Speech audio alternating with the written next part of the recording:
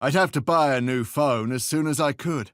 I hoped the internet existed here, or something similar. That would at least provide some help.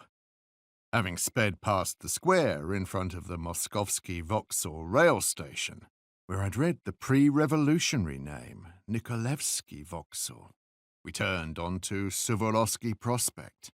After about half a mile, we turned right onto Degtyany Lane, then onto Kostromskaya. These places looked familiar. If we turned left off of Suvorovsky rather than right, I thought we would have been driving towards the Tauride Garden. I'd check when I had time. The car idled in front of a relatively small two-story building, no more than 40 yards wide. Around it was a small garden with a wrought-iron fence. The inscription over the gates read Sklifosovsky Clinic. Well, now I knew my last name. How could this be? Not only had I found myself still practicing medicine in this other world, I also had a famous last name. At least everyone in my world knew it. As for here, that remained to be seen. The taxi driver stopped right in front of the gates, and we got out of the car. An older man in livery stepped out of the booth at the entrance. Judging by his deportment, he was retired military. He courteously opened the gate for us and bowed in respect. "Welcome, Your Excellency," he said, with an air of importance as we walked through the gate.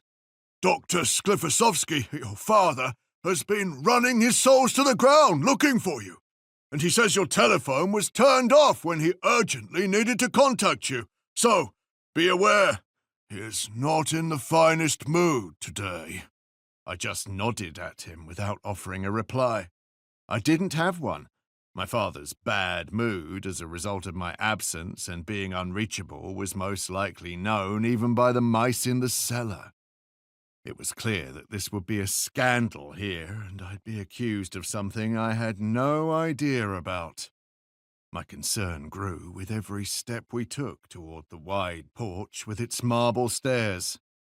Yes, I was an adult in the body of a young man, but I didn't have nerves of steel, and every step felt like walking a razor's edge.